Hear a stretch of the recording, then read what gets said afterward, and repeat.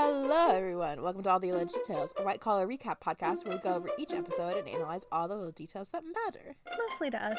Yeah. I'm August. And I'm Rainy. And today we're talking about the portrait. So I'm going to give us the summary. Peter and Neal get called in to find a missing painting that was stolen from a young woman named Juliana, who inherited it from her grandmother. It turns out her uncle set it up as payment to a loan shark named Dorset. Neal poses as a buyer interested in the painting, but Dorset realizes that it's a setup and he takes off. A curator from a museum shows up and declares that the painting was stolen from there in the 60s. They track Dorset's girlfriend to a hotel. Neal steals the painting and forges a copy, and they set up a sting to take Dorset down. The forged copy is given to the museum, and the original is given back to Juliana. I do realize that this doesn't matter, but I said the intro backwards. You did? I got all the right words in the wrong order, and I didn't realize that until I pulled up the summary. It was close enough. It was. It's just funny. I think I have a lot of feelings about the portrait because in the lineup of season 1 episodes, I think it's kind of a low ranking one. Like, it's very mid-tier. Okay, I can agree with that. But I do think in the order, I think this is the first episode that truly starts getting into the white collar that we know and love. Okay, because there's no murder in it? Yes. But, like, I feel like the way that Neal's conniving in this is very Neal. It's not the way he acts in Threads or Book of Hours, really. Yeah. Yeah. This episode is very, like, quintessentially Neal.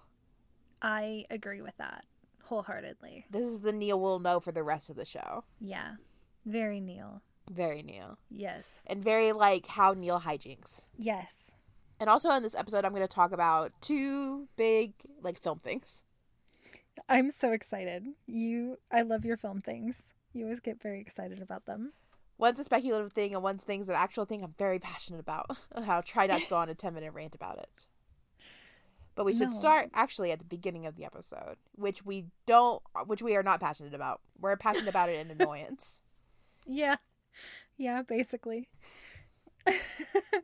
It's not a good opening. It's not a good opening. It's not a good opening because of the same thing I keep complaining about, which is Kate's riddles are so fucking stupid. Yes. Yes, they are. Yes, they are. It opens with them at Grand Central Station because somehow Kate's X marks the spot on the bottle on the wine label leads them to Grand Central Station. Outside one specific corner of Grand Central Station, somehow. Yeah, somehow. Out of all of Grand Central Station. That map was definitely not zoomed in enough to do that, but sure. Right. But we're here. So they're there. Yeah, they're there. They're trying to find whatever clue Kate is apparently leading them to. And Neal sees an X, like, on a metal piece of something. And he's like, X marks the spot again.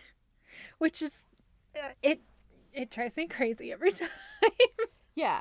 He fully, like, climbs the building. He does. To get to, like, a metal pillar with an X in it. And not like a drawn on X. Not like something he would recognize. Just like an X part of the metal. Right. Which is wild to me because I feel like there has to be one on the other side, right? That can't be the only one. There has to be these things everywhere. Everywhere. It's like the writing gets almost clever enough. Almost. It would have been better if they'd been walking around Grand Central Station and he saw, like, graffiti or something. Yeah. But either way, he finds a note from Kate. He finds this note from Kate. It's basically just telling him to stop looking for her and give up, which... Yeah! Take the point, Neal. But also, Neal is, like, convinced that there's, it's code for something. Yeah. And I wonder, I have to know. Yeah, every time we get to the scene, I'm always left thinking, how long has that note been there? Because Neal's been supposedly at the FBI for months. Right. Like, even if we're just going week by week, it's been a month and a half. Yeah. Plus, like, when she left the bottle in the first place, like, Neal went back to prison for... Oh, yeah, for 3 months. Yeah. Yeah, so does she know... She must know that Neal's out of prison and on his deal. She has to know that. I did want to point out because Mozzie has a good point. He's like also frustrated that they're at Grand Central Station, and he says she could have sent us anywhere, so she sent us to a place that leads everywhere. Right. Which is, I think, such a good line. I love that line. Yeah. Like, it's an episode, the Grand Central thing is almost so good, and then they really trip and fall at the last moment by sticking it in this metal infrastructure thing. They do. They really do. Especially, like, Neal says that it's something significant, and then it's just a hole in the metal. Yeah, he's talking about the X, but the X isn't even that cool.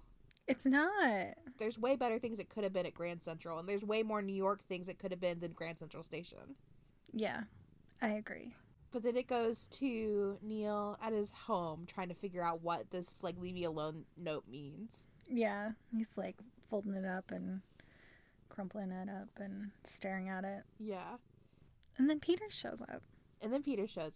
Neal's outside eating breakfast, and Peter shows up. And it's really cute, because Peter's like, well, we have a stolen painting case. Yes. Neal asks if Peter wants to sit with him for breakfast, and Peter's like, oh, we don't have any time. There's a painting's been stolen. And Neal, like, blinks his eyelashes, and he's like, but it's June's Italian roast, Peter. Don't you want to stay for the Italian roast? Which actually almost works. It does work. I do think the scene's cute, because Neal's outside, like, staring into space. Yes. And Peter, like, makes it all the way through Neal's apartment to knock on the balcony door before Neal notices him. Yeah, I like that. And I like that Peter helps himself to a cup of coffee, even though he said they have no time. Yes. He can't resist that Italian roast. He loves it. Plus, he's got to wait for Neal to get ready. Right. And, like, the painting's already stolen. The painting isn't going to get more stolen. It's not going to get more stolen. And as I was saying, this episode, like, introduces Neal to being himself. We're introduced into another peak characteristic of the white collar TV show. Oh, yes. Yes, we are. We get our very first car ad. We do. Our first Ford commercial, and I love it so much. It's so good. It's very funny. It's one of those things, like, the first time you watch it, I think you're like, okay, this is kind of annoying. But, like, the more that you watch the show, it becomes one of those things that's, like, really charming and endearing. You're like, aw. Yeah. And this episode, I think, is one of the better car commercial episodes. Okay. This scene blended in pretty well by just making Peter kind of a bad driver. Yeah, it does. It's a lot better than some of them. Yeah, and there's other ones that are much more blatant and annoying. Yeah. But it's a good scene. I like how they built a scene around the ad. That doesn't normally happen with them either. That's true. And it's a very believable scene and a very good conversation between Neal and Peter. It is. It is. They're talking about, like, what painting was stolen, and Peter's got this really sarcastic line because they don't have a picture of it, and it's called Young Girl with Locket, and so Peter's like, I bet it's a painting of a young girl wearing a locket. And I love that we get to see a little sassy Peter, because Peter can be very sassy sometimes. Yeah. And there's also this line, and I've been ruminating on it as we've been getting ready to set up this episode. Ooh. Because it's so clearly, back when we would analyze these episodes through a theme, I would have liked to analyze this episode through the theme of temptations. Ooh. Because it gets set up so early in this episode. This scene has a really interesting moment where Peter's like, he says that he knows Neal didn't steal the painting. Yes. And Neal's like, how do you know, basically? And he goes, you checked my anklet? And Peter's like, I always check your anklet. It's interesting because Peter goes on to say, like, I know you didn't take it, but I worry if we find it again, the temptation of, like, being near it will be too much for Neal. Yes. And Neal goes, I can handle temptation. And I feel like the rest of this episode is really showing Neal being tempted by things. Yes. And some things he succeeds at resisting, and some things he does not. Yes, agreed. It's also showing that Neal doesn't always do things just because he wants them. Yeah. Like, I feel like this is one of the few times that we see that Neal does a crime, but for a good reason. Like, he has a really good reason. because he thinks that he's doing the right thing. Right. The crime that he later commits. Yeah. Which is a little Neal thing that's very important to me, and I like a lot, because Neal almost always has a good reason for committing the crimes that he commits. Almost always. Not always, but almost always. After he starts working with Peter, at least. Yeah. And Peter brings up the same discussion we were having in Book of Hours, where he's like, I do trust you, but I'm still going to verify what you're doing. And it's like, yes, where does that fall on the trust versus faith discussion? Ooh. This is a good point. I don't have any good answers. So Peter says something that makes Neal very pouty, and I don't blame Neal for being pouty, because I think it was kind of mean for Peter to say this. Yeah. But Peter asks him why he went to Grand Central Station, and Neal throws out the cover of saying that there's an oyster bar there, which is something that Mozzie said earlier when they were at Grand Central Station. And he says, he's like, I stayed within my 2-mile radius. And Peter says, I'm starting to think we've been a little too lenient on that, or a little too generous with that, I think is what he says. Yeah. And I think that is so mean. Like, it's 2 miles, Peter. It's 2 miles. I think it's 2 miles in either direction. So really it's 4 miles, isn't it? Yes, and the area, if you do the area of a circle, it's like 12.5 miles, but still, like, in New York City. I was going to say, think about things that are like within 2 miles of your home, and then I was like, well, that's not, there's nothing within 2 miles of your home. Literally. But I mean, I live in Vegas, basically, and a 2-mile radius here is literally nothing. I couldn't get anywhere. Yeah. But Neal clearly has no problem with this 2-mile radius. He gets into plenty of trouble. This is true. But it was still a mean thing for Peter to say, I think. Yeah. I can give you that point. But I do think it's interesting, the trust but verify. Yes. Because the show has you question, or at least has us questioning, like, trust versus faith a lot since we started talking about it in Book of Hours. Mm-hmm. And in, like, the groups that we've been talking, that we, are friends. we've been discussing, like, what's the difference between trust and what's the difference between faith. Right. And it's one of those things where it's like, I don't know. But it's one of those moments here where Peter's like, well, I trust you, but I have to still check it. Yeah. I'm like, okay, well, then you don't have faith in him. Yeah.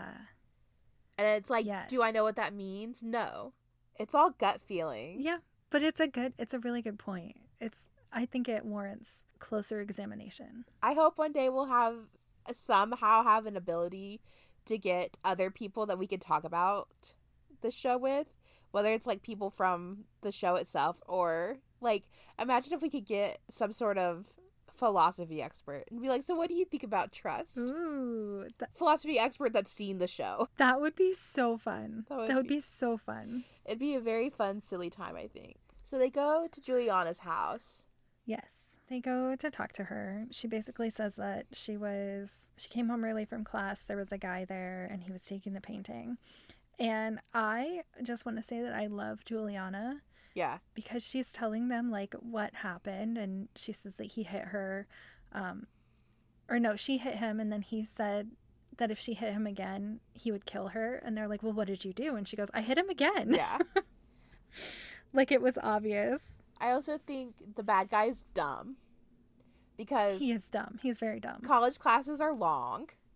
Why did he not go as soon as she left for class? That's true. That's very true. She catches him because she came home from class early. And it's like, why did it take you an entire college class, even half a college class, to get in and get this painting? You should have been on there faster. That's a really good point. Neal would never be so sloppy. He would not. There is a really interesting parallel that happens in this scene. Oh? Juliana has been left a painting, and she's been left a house by her grandmother when she passed away. But she still has her uncle who comes in and checks on her, and Peter takes the uncle to be questioned because he's acting shady. Yes. Which leaves Neal to talk with Juliana. And there's a really interesting parallel that happens there where they're talking about the painting. Juliana shows Neal a picture of it. And Neal tells her that she looks just like the woman in the painting. And Juliana says, I'll take that as a compliment. Yes. But later in the scene, in the same conversation, Neal kind of asks, like, oh, so how did your uncle feel about the fact that you got left this very fancy place and a very fancy painting by your grandma? And Juliana just kind of stops and looks at him. And then she goes, you don't look like an FBI agent. Yes. And Neal laughs and goes, I'll take that as a compliment. Yes. And I think it's a really interesting parallel on, like, Neal says that she looks like her grandma, and that's the compliment. But she says he doesn't look like an FBI agent. There's something there about her looking like her, but Neal not looking like them. Which I think, I mean, thinking about the characters, it makes a lot of sense. Juliana loved her grandmother. And Neal, especially at this point, probably does not want to look like or really be all that associated with FBI agents. Yeah. But there's also an interesting thing that comes up through the rest of the show. And I try not to talk about future episodes too much because I think that's kind of boring. But as the show progresses, characters will make quips about Neal being more and more like an FBI agent. Yes. And so I think it's interesting to have this be that starting foundation almost, that starting line of Neal being nothing like an FBI agent. Yeah. It's just kind of one of those pieces of thread that's interesting to start and just like hold on to this while we go through the rest of the show. Yeah. I also think they have, like, Neal and Juliana have a lot of similarities, I think. And I wrote down that she's almost as good at deflecting as Neal is. Yeah. Because she does deflect that question in a very Neal way. She does a lot of deflecting in this conversation. They ask her, like, if the painting's insured, and she just is like, yep. No. And Neal's like, it's a $2 million painting. And she just kind of looks at him for a minute and then goes, well, it's hanging over there. Yep. Her deflections are kind of obvious, but also she's like 19, so she's not quite skilled to the Neal Caffrey degree of deflection. No, but she could get there. She could easily. get there. So, Peter tells Neal that the uncle, Gary, lawyered up faster than anything. Like, he couldn't get any answers out of him. And Neal's like, well, I can talk to him. And Peter is on the fence about it. Right, because it could be breaking the law. Right, but for some reason agrees to let Neal do it under the conditions that he doesn't threaten him or lie to him. Yeah. Which Neal does not lie to him. Right. He doesn't lie to him. He gets Gary to tell him everything just by being Neal, and I love it so much. You got to elaborate a little bit more than that. I will. I just he that sounds like he seduced him. He definitely didn't do that. He just asked, like, really pointed questions and gives him pointed stares, like, he what? I think he asked really open-ended questions, and he lets Gary fill in the blanks with his worst fears. Okay. That's true. He like scares Gary into telling him the truth just by making him think that he is one of Dorset's men and not, like, actually with the FBI. Right. Because he saw Neal with Peter and he goes, I told you guys to talk to my lawyer or something like that. And Neal says, do I look like an FBI agent? Right. He uses that line from Juliana against him. He does, and it's great. And then he's like, well, who are you? And he just says, think hard, Gary. Yeah. And just lets Gary, like, come to his own conclusions. And it's so good. Right.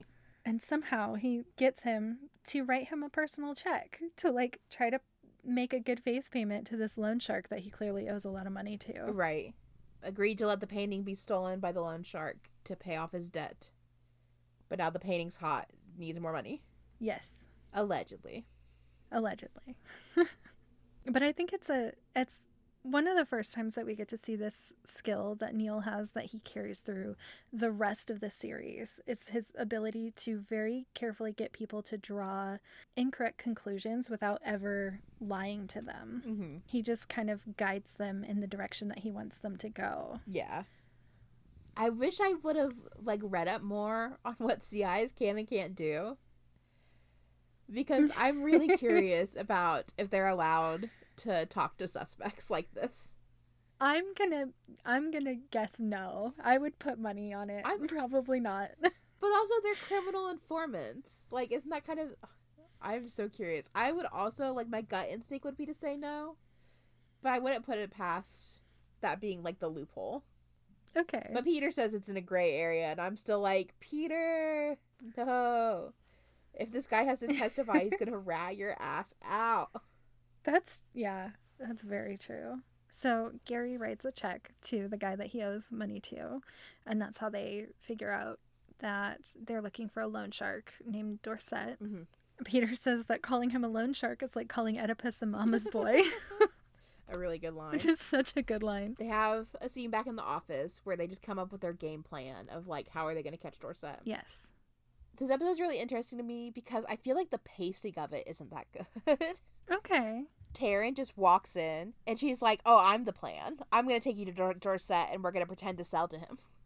It's like, who are you? How did you just show up here? Yeah. It's jarring and I feel like unnecessary. Yeah. They're just quick to the point. It's like, how they are. This is the plan. It's Taryn. Hello. And then she and Neal start flirting and Peter gets upset about it. Yes, he does. They do have a much more interesting scene now that Taryn's established, because they cut to her and Neal getting ready to go on the undercover mission with Dorset. Yes. And they're both, like, half dressed, covering up their wires. Yeah, they're getting wired up. Yeah. Like, Taryn's, like, fully, like, her shirt's off. Just her bra on the wire. Buttoning her shirt up. Neal's, like, fixing his shirt and everything. And I'm like, why are you guys acting like this was a porno? Also, where are the agents who put the wires on you? What is happening here? It's very bizarre. And I feel like they would have had them do that in separate rooms and not just there together. Yeah. But they have a good conversation at least. They do. They are buttoning their shirts and stuff, and Taryn just goes, $100,000 in cash. That's a lot of money. Are you tempted? And it's like, girl, you're just poking him. It's such a weird prod. It is. I think she does it because of what Peter told her. Yeah, Peter told her a lot about who Neal is. Like, in my mind, too much for this random person to get Neal's entire backstory. I agree. And then she's like, is it true that you just got out of prison? Is it true that you did it for a girl? Yeah. And it's like, how much of his story did Peter tell you? Apparently a lot. Apparently all of it. He also told her that, because she asked, is it true you just got out of prison? And Neal goes, do I look like I just got out of prison? And she's like, Peter also said that you would do that, deflect. The same way we saw with Juliana. Yes. Yep. And it's just interesting. Peter's really given out all of Neal's details to this girl. Like, here's the Neal Caffrey pamphlet. Instructions on how he works. Basically. I think it's really interesting that after she calls him on that deflection, he just, like, resets and is very forthcoming and just, like, plainly answers all of her questions. After he says that he did escape for a girl, she asks why. I think his answer is, some people think I'm a romantic. And she goes, did she? And he says one of the lines that, like, he repeats kind of a few times, and I really like it, which is just, I'll let you know. Yeah. He says it again in Free Fall. I like the repeating line of I'll let you know. Mm-hmm. my next note just says George DeVore is not his most creative alias. Oh yeah. Dorset shows up and they're finally undercover. Every time they're like, oh, this is Mr. DeVore, I'm like, no, it's not. It's not. You should have come up with something better than that. Because we know from the pilot that DeVore is like the suit designer. Yes. This is way too close to the pilot episodes to use the name DeVore. Yes. And George is his middle name. So he's literally just like middle name. And the suit I'm wearing. Yep. It's like one of those, like, your alias is your middle name and the designer of your clothing. Right. They have a quick scene of talking with Dorset about the painting. They do. He has the painting. He does, yes. And they're authenticating it. But Dorset sees outside, can see the FBI agents, like, watching, essentially, and draws his gun on them and makes his escape. So he's escaped now with both the painting that's worth millions of dollars and the $100,000 that they brought to buy the painting off of him with. Yeah, he just makes off with both. They also have an interesting conversation during the scene of Dorset being a freak and trying to get Neal to cheat on his girlfriend. And I don't, like, it's just weird in the show itself, but I want to bring it up because it ties into that temptation thing I keep talking about. Oh, okay, yeah. It is a very uncomfortable scene, but I feel like it's a good scene. Yeah, it's a good scene because Neal very much stands up for the right to be monogamous. Yes. He's very pissed off that the guy keeps being like, people are hot and you should flirt. Yes. And you can tell, like, Neal does not like this guy, and he does not like the idea of not being faithful. Yeah. At all. Also, the fact that Dorset thinks that men should be able to, quote unquote, like he says, flit from flower to flower, but women need to be faithful? Okay, Dorset, sure. Well, he doesn't really think that she should be faithful. He just is like, I just don't think about what she does. I guess. He says, I try not to think about it. Yeah. He also said that his girlfriend arrived in town last night, and he's like, I can't leave her alone in a new town for too long. Yeah. Neal doesn't like it. Dorset was like, oh, men should be like butterflies. And Neal's like, we think that butterflies are weak creatures. Yes. Like, get his ass. But Dorset gets away with the painting and the money. Peter comes in and fake arrests Taryn and Neal. He manhandles Neal into that car. He's way rougher with him than he needs to be. Because Taryn and Neal are being handcuffed, pressed against the cars, and they're still flirting after Neal just gave that big speech about being monogamous. They're flirting again. Peter arrests them, and then it cuts to Peter filling in Elle about how the case went badly, essentially. Mm-hmm.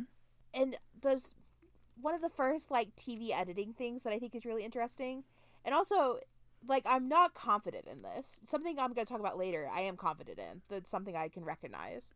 But this scene, I was messaging you earlier, and I was like, I think the scene might be ADR'd, which is additional dialogue recording. Yes. So it's when there's, like, bad weather. Like, in this scene, when you watch it, you can tell it's really fucking windy. Really windy. Peter fully has to, like, fix his tie after it gets blown over his shoulder. Yep. And so I'm wondering if Tim and Tiffany had to go in and re-record their lines to put over this scene. Yeah, because it was too windy. If they did, whoever sound mixed it did a really fucking good job. And Tim and Tiffany did a really good job of their acting to match it up. Yeah, they did a really good job. It's one of those things where I watch it and I, like, look at their mouths really closely. And I'm like, maybe it's not ADR.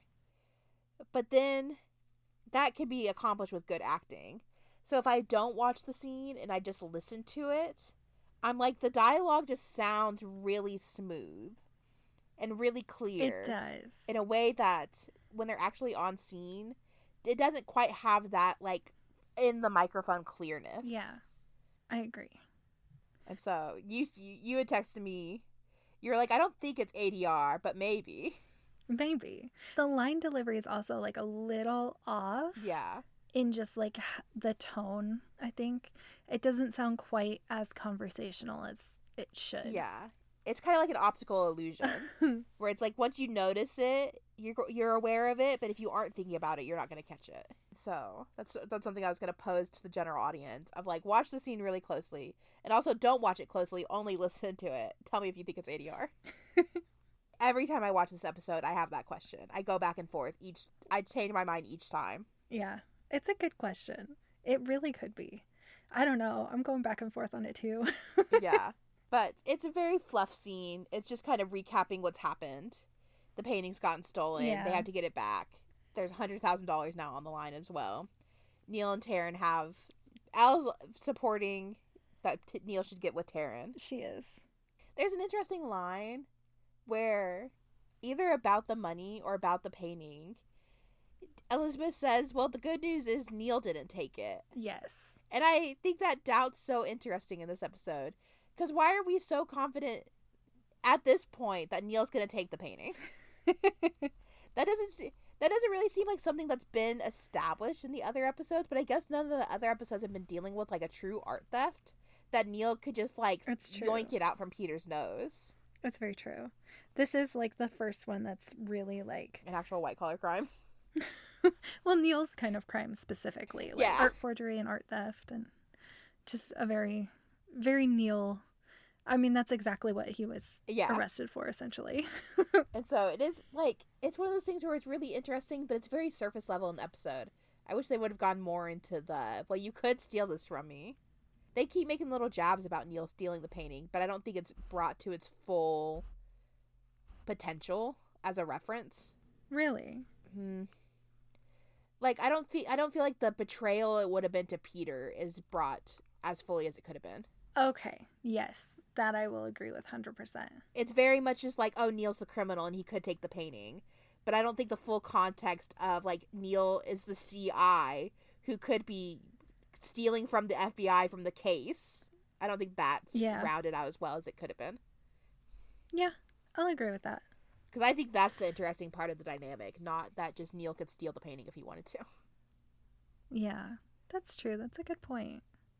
So the next scene is them in the white collar office. Yeah. Just walking in. And Peter takes Elle's advice and he's like trying to encourage Neal to ask Taryn out. And Neal immediately shuts it down. He's just like, she's not my type. Yeah. And Peter is so like flabbergasted because he's just seen them flirting with each other incessantly. And he's like, what do you mean? Right. There's a really interesting line that I really fixate on whenever I watch this episode. Neal says that Peter wants him to meet a nice girl and settle down. Yes. And Peter goes, yeah, it would simplify my life and probably save yours. Yes. That line. I also wrote that down. It's such a good line. That's such a heavy line. He's not wrong. Like the full depth of the way that chasing after Kate is going to kill Neal. Like, wow. I don't have, like, I could expand upon it for 1,000 years. There's a lot of implications. It's one of those things where I'm like, that one little throwaway line has so much depth to it, and we're not even gonna like harbor on it. This is the part where we get to our C plot that's gonna tie into everything at the end. We do. They go up the stairs and there's just this old man in the conference room. Yeah. And Neal is immediately like, who is he? Why is he here? I don't want to talk to a curator from a museum. I don't want to do that. Yeah, he's very instantly against the curator, which I think is a little interesting, just how like vehement Neal is against the guy immediately. Yes. It makes me wonder, why? Why is he this way against this man that he's not met before? Right. Yeah, it definitely feels like the guy's done something to piss Neal off already. Yeah. But Neal just goes into the room with that energy. He does. He carries it into the room with him for sure. And like, so the curator's trying to say that the painting was stolen from them in the 60s. And Neal is so like argumentative. He's like, well, it's not on the art loss registry. Why didn't you report it? Right. Neal's very much on like the defensive with this guy. Mm-hmm. Well, I think he's on the offensive. I tried to make a sports thing. Didn't do it. Unsuccessful. It was a good metaphor. Good try. I tried. It's very much just Neal's very heated with the guy, just from like his very basic questions. Yes. One thing that I think is really interesting is the curator says, Caffrey, I'm not familiar with that name. And I'm like, sir, you're a curator of an art museum. Right. And you have been for a long time, clearly, since the 60s, because he said that he authenticated it himself when they got it in the collection. Right. I feel like he should be familiar with the name Neal Caffrey because Neal is supposed to be this very famous art thief. Right. That's so fair. I don't think that he's good at his job. I put in my notes, like, about Neal, I said that he can't help showing off and being difficult. That's so true. That's exactly what's going on in the scene, is that Neal's showing off and being difficult. There is a good moment in the scene with the art curator where the guy from the Channing is like, who the hell are you?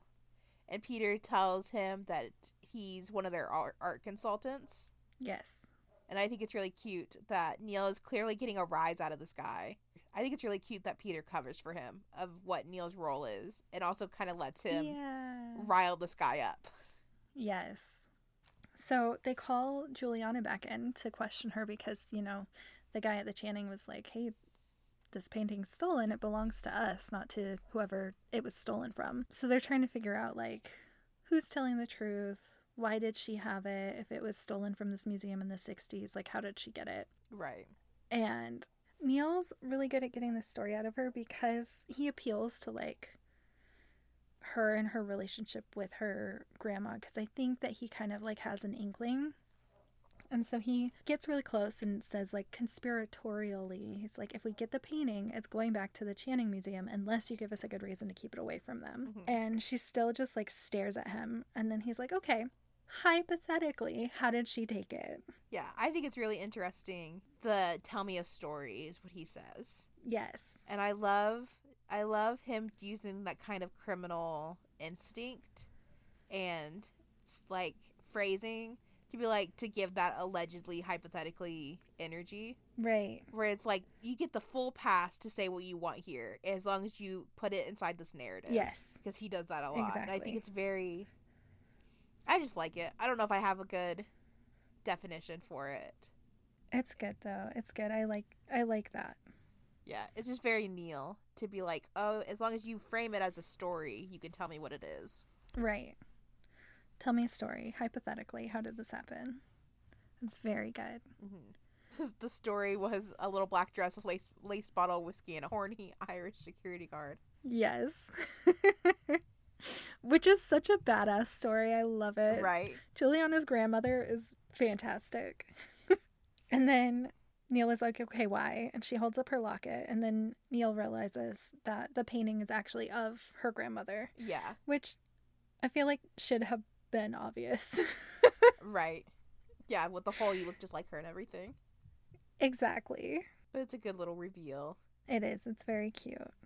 They come up with the idea to track Dorset to his hotel because he mentioned that his girlfriend came in the night before. And so they're like, okay, well, how many Brigittes came in? That's her name. Yeah.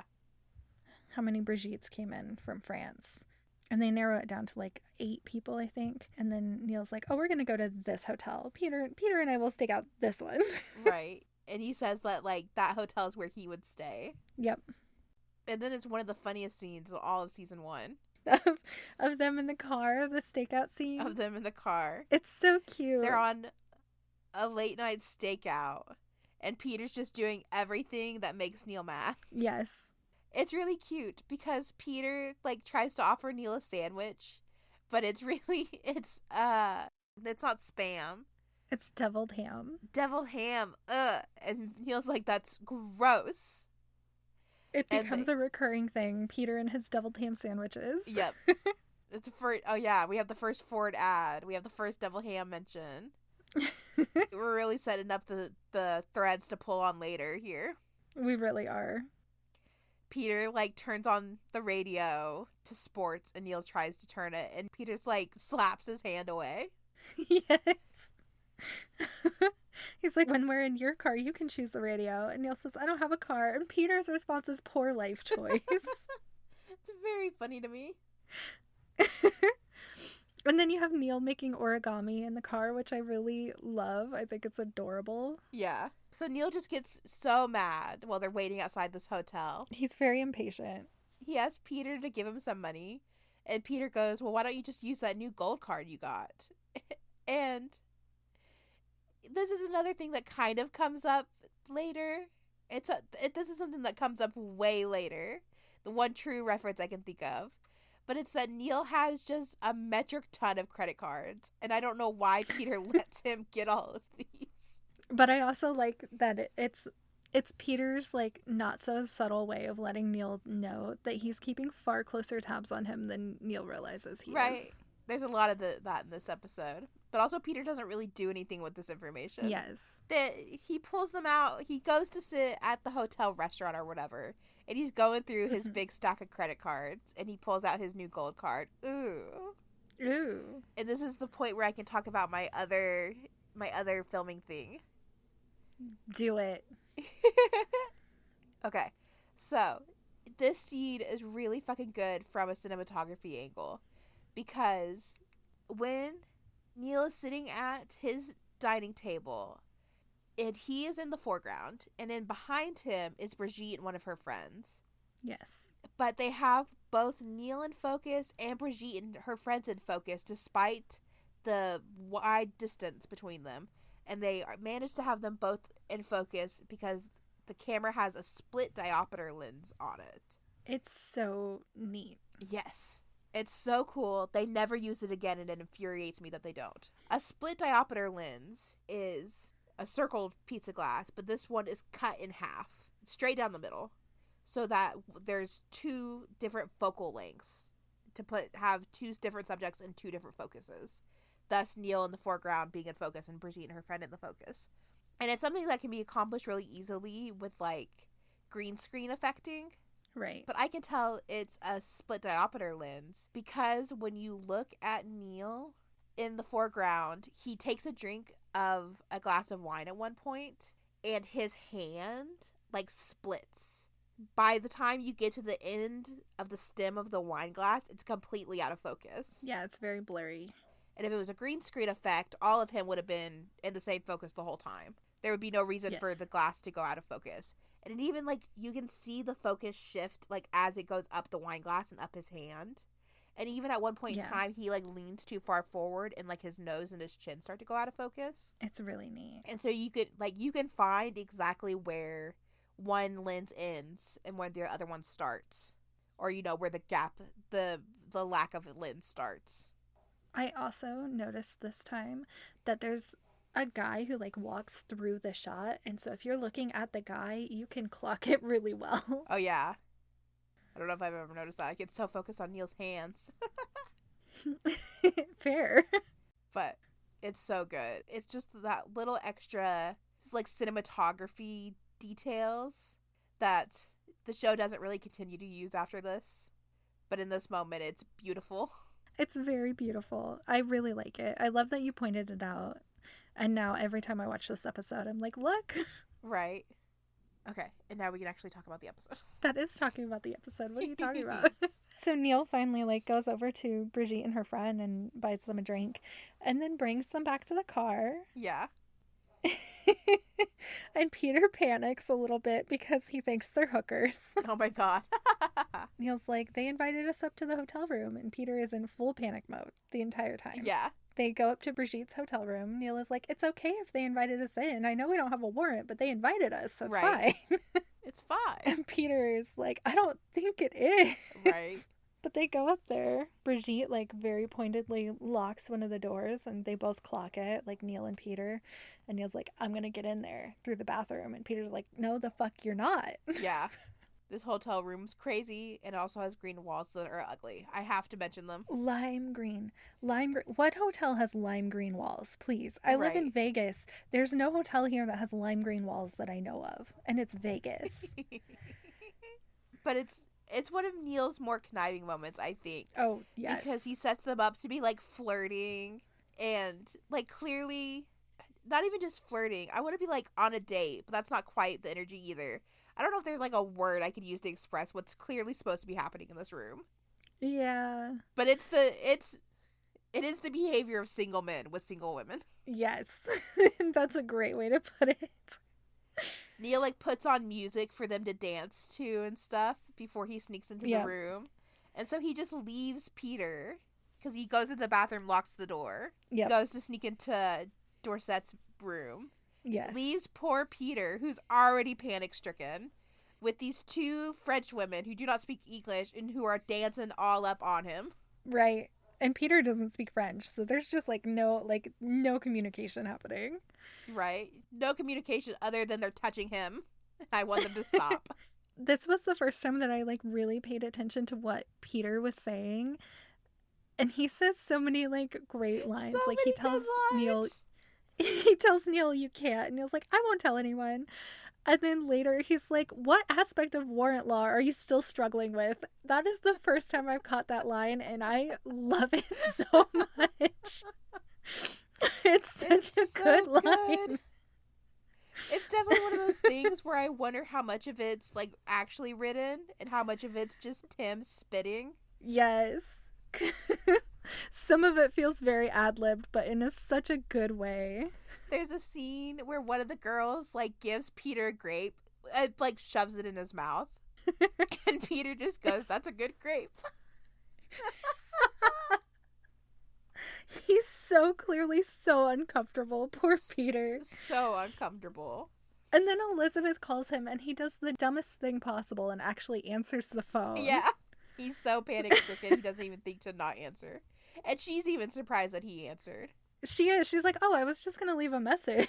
Yeah. Neal gets into the room and ransacks it and finds the painting. He does. Yes. He does put the room back together, but he ransacks it first. Finds the painting and steals it somehow. Gets it past the girls and past Peter, all the way to Peter's car and home. I'm not sure how he manages to do this because it's clear that the painting is like, it's like a piece of wood. Yeah, it is like a piece of wood or something. And the only thing, every time I watch that and I'm like trying to figure out, I just keep thinking that Neal must have put it in his shirt somehow. Because I don't know if he has like a jacket on him or something.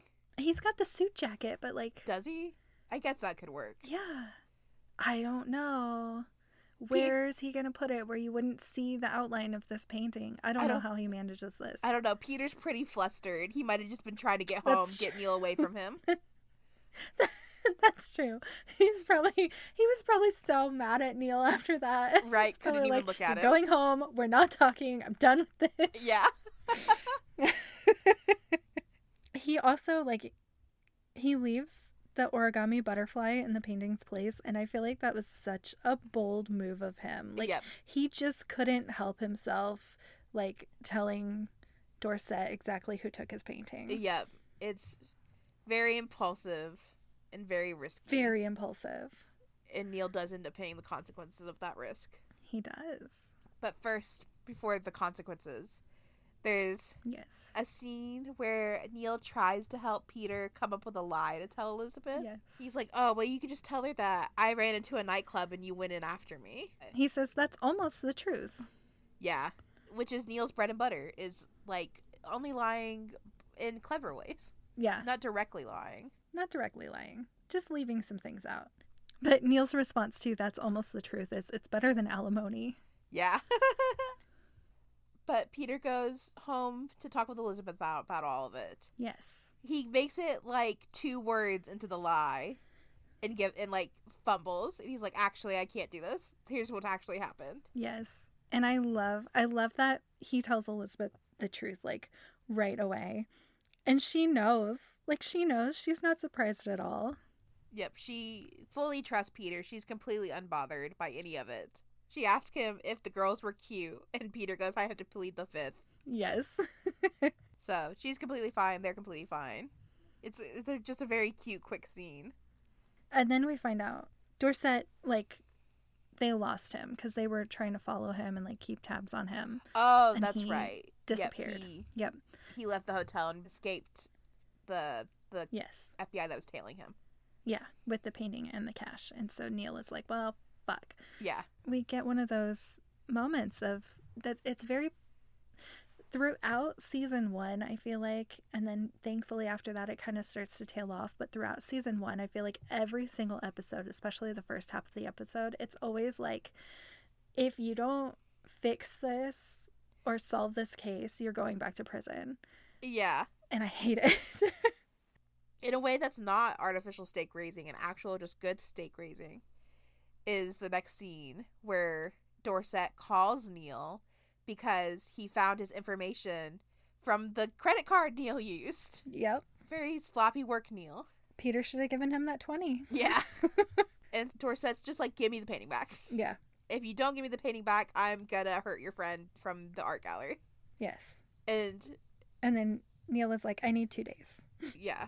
Needs 2 days, immediately goes to Peter to confess his wrongs. He actually talks to... Oh, you're right. Mozzie comes over first. He talks to Mozzie first, yep. You're right. I'm just too excited. No, it's fair. There's just such a good line from Mozzie that I really love. There's actually 2 really good lines. Yeah. He's telling Mozzie what happened because Neal's got this plan. He stole the painting because he was going to give it back to Juliana. Right. And so now that Dorset wants it back, he wants to forge a copy and still give the original back to Juliana and just give the copy to Dorset to catch him. And so he's telling Mozzie what he's doing. And Mozzie's like, you're like a child. You have no sense of consequence. Yeah. And then Neal notices there's a note on the back of the painting that was left by Haustenberg, who painted it, and said to Juliana, keep this forever, I think is what it says. But it's very clearly Juliana's grandmother was the person who was supposed to have the painting and not the museum. Right. And Mozzie is like talking about how much Neal didn't like the guy at the Channing Museum, and he's like, you did this for spite. And Neal says, I've done things for less. Yep. And Mozzie's also like, okay, so now you're Robin Hood. Yes. And then Neal goes and talks to Peter. Goes to talk to Peter because he's worried about the fact that Dorset's going to go after Taryn. Yes. So he goes to tell him what he did so that they can use the painting to take Dorset down. Mm-hmm. Set up a sting. Yeah. Peter's very mad until... He's very mad. Until Neal says we can... He, won't even let Neal speak or apologize. He just lets him say that we can use it to catch Dorset. And Peter goes, okay, now leave. It's one of my favorite... I think it's my favorite scene in the whole episode, though, because Neal is sitting there. He looks so cute. He looks like a guilty puppy dog. Yeah. And he's just like, I took the painting. And Peter just, sighs. And he's like, damn it. Right. And then Neal, tries to justify it. He tries to say that he didn't take it for himself. He did it for Juliana. And Peter just, holds his hand up every time. He's like, yeah. He lets Neal get two words into each sentence and cuts him off. Yeah. Up until Neal says, I can use it to catch Dorset. Yep. And then he kicks Neal out. Neal's like, okay, bye. Right. And Elizabeth is like, well, at least he told you. Yeah. They're like, it's a start with Neal. It's a start. Also, brief moment of appreciation, Elizabeth Burke gets to wear PJs once again. Hey! There's a cute scene of... Okay, I really like this scene.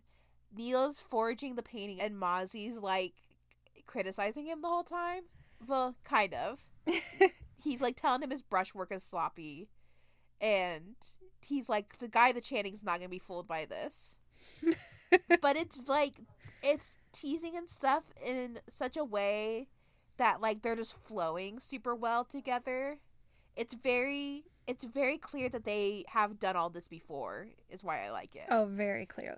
It's really good. It's clear that this is, their routine. Where Mozzie's kind of, stressed, and Neal's just like, it's fine. We got it. Yeah. And Mozzie's, nitpicking and, critiquing, and Neal is just like, I know what I'm doing. Yeah.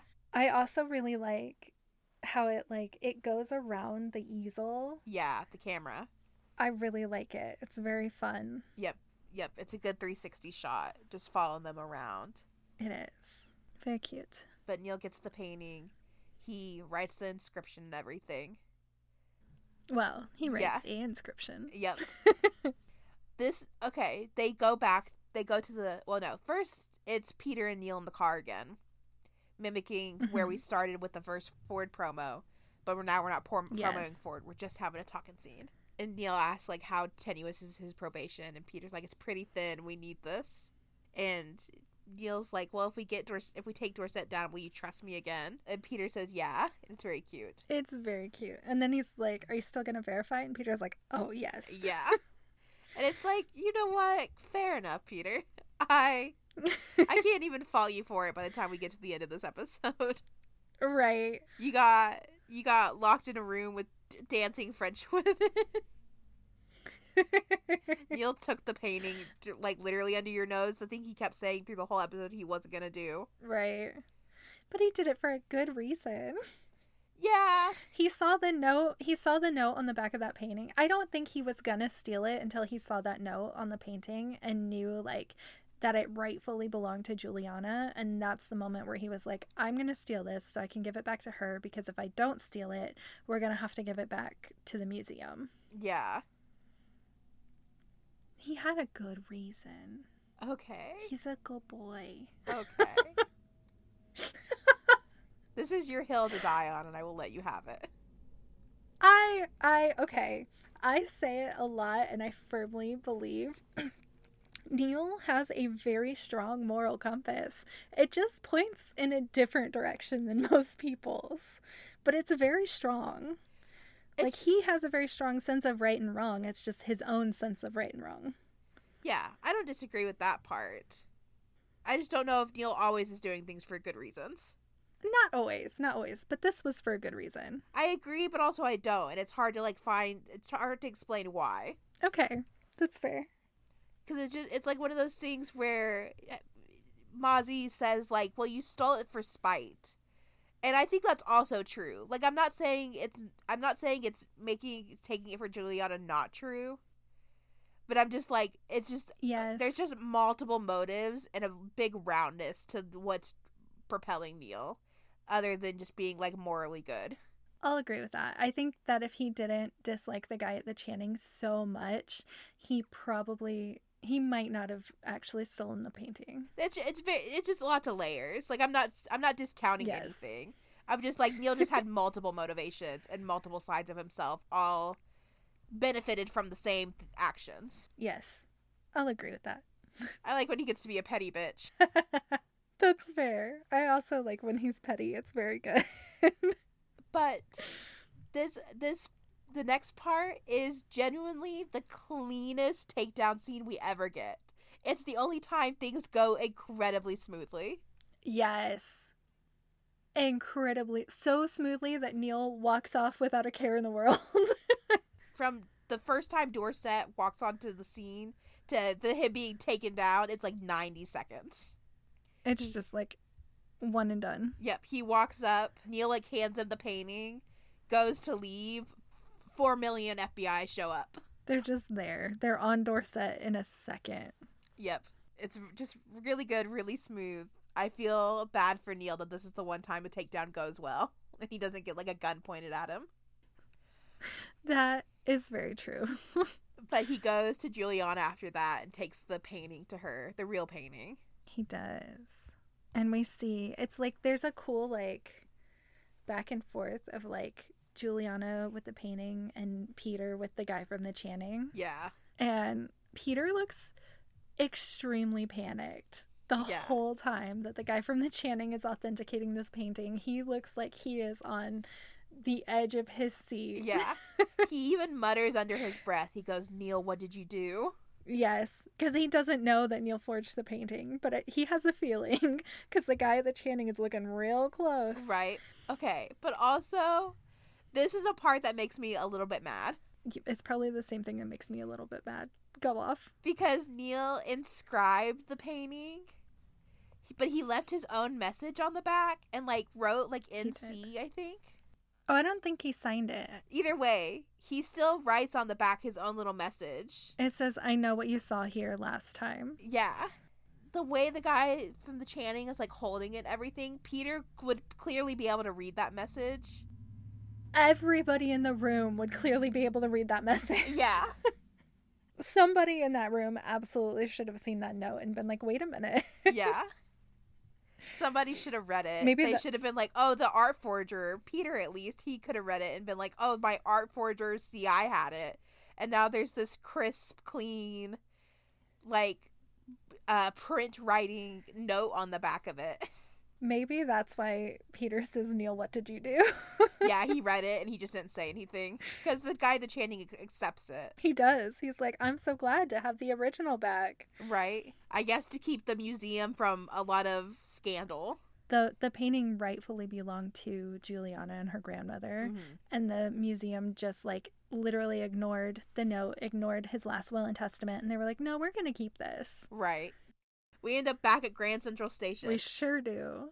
We skipped over this quick scene earlier, but Neal basically folds the note from Kate saying to stop looking for her until he folds it just right and it says, like, a meeting time. Yeah, I think it says like Friday noon or something like that. Yeah.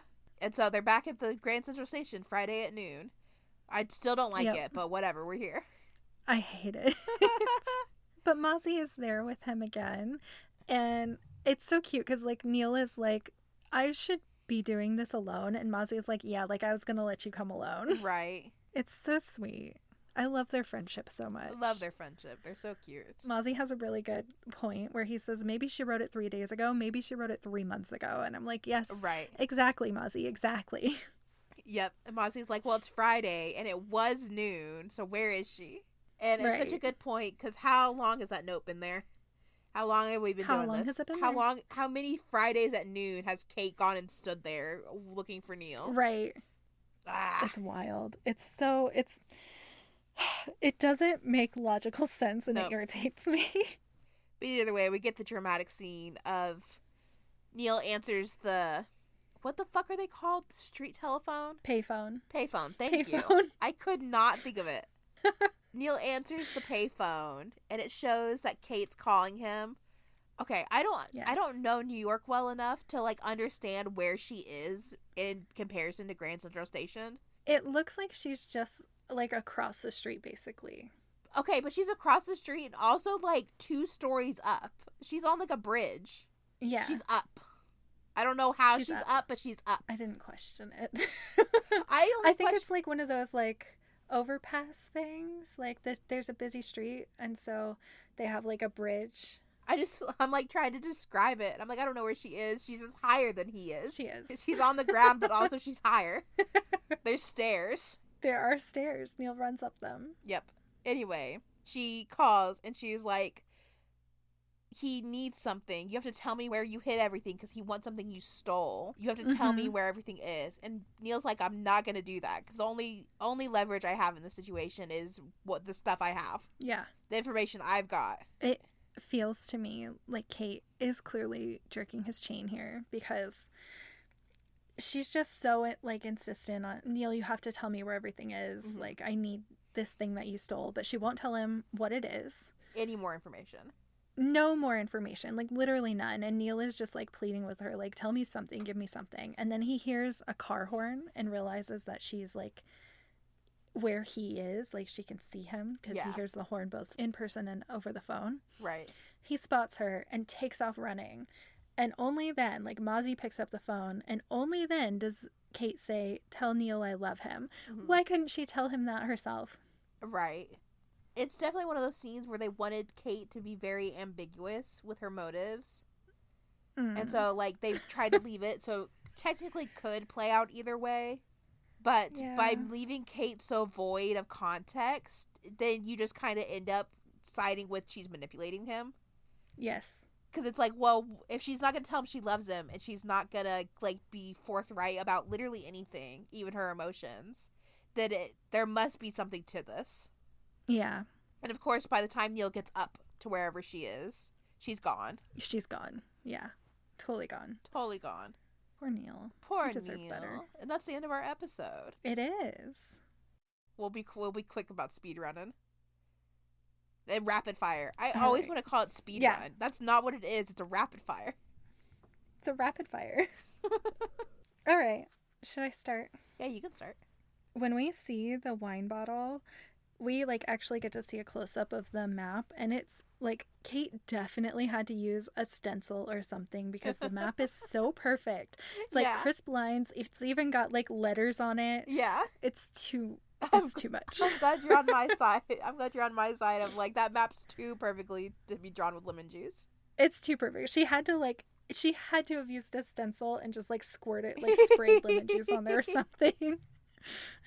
These are the details that matter. How well could you draw with lemon juice on a wine bottle? Definitely not like that. Right. There's no way. One of the points I have is after they get out from Neal stealing the painting and like being with Brigitte and her friend and stuff, when Neal's trying to help Peter's like, oh, I'm just gonna tell her the truth, and Neal goes, the truth, Peter, bold choice. And I love the line delivery of that. It's so funny. It's so exaggerated. It's so good. Neal's just being so, like, over the top. It cracks me up. The truth? Who tells the truth? He's, like, it's like the truth's a scandal. Oh, that's such a good detail to call out. Yeah. I just like at the beginning, like when Mozzie's there with Neal at Grand Central Station, like clearly Mozzie does not want to be there and he thinks this is stupid and he thinks that Neal should give up on Kate. Right. But he's also like very clearly trying to be supportive in his own way. And he's still there for him. Yeah. It's very cute to me. It's definitely like his presence is the comfort, but he's also trying to make Neal see sense, or his sense at least. Yes. Yes. The only other point I have is at the last time they're at Grand Central Station at the end. It's just a little detail, but Mozzie has a black and white cookie, which is just so synonymous with NYC. Oh, I don't think I've ever noticed that before. Yeah, he just has a little black and white cookie, and I think that's cute. That is cute. Aw, Mozzie with his cookie. Hopefully it was dairy-free. Hopefully. I actually have 2 more things I want to mention. Yeah. When Neal and Peter are in the car, they're talking about, like, the trust and verify thing. Peter, like, very pointedly asks what was so interesting about Grand Central Station. Mm-hmm. And he has a good point because it does look pretty suspicious for Neal, who is, like, a major flight risk, to be at the largest train station in the country. Yeah. Yeah, that's fair. I wonder if there's any rules about that kind of stuff. Like, I wonder if the marshals would have gotten flagged if he, like, went inside Grand Central Station. But also... Ooh. Does Grand Central... This is the part where us never been being to NYC is going to come up. Does Grand Central Station have, like, trains and stuff that goes to other places in NYC? Like, does it have subways? I'm sure it does. Surely. Well, I don't know, but... Well... I don't know. I don't know. I don't know anything about New York.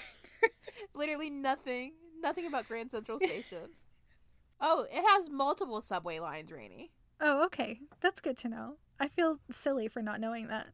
Right? That should be obvious, but also, like, we don't know. We can trust, but we have to verify.